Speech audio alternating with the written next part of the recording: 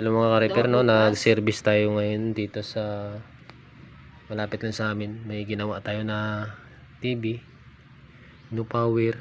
Ito yung ginagawa natin ngayon. 43 inches ito. Yung naging problema niya, wala na siya power. So may nasunugan. Na troubleshoot ko na to.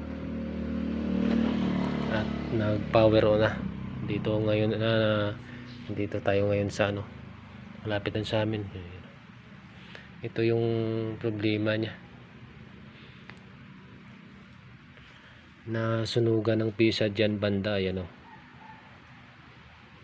kita tayo, ayan sunog nyo. So okay na siya, naka power on na.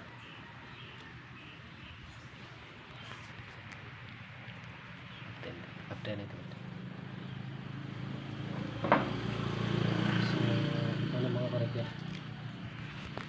Okay na siya, ayan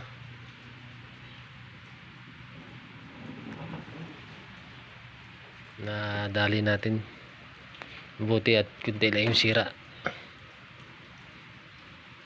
So ikabit muna natin yung mga cover para matesting natin dito sa lalagyan niya. So ito na mga ka-repair, okay na yung gawa natin, mabuti at napapagana natin, kunti lang yung sira. So yun lang, kung nagustuhan mong video, paki-like naman.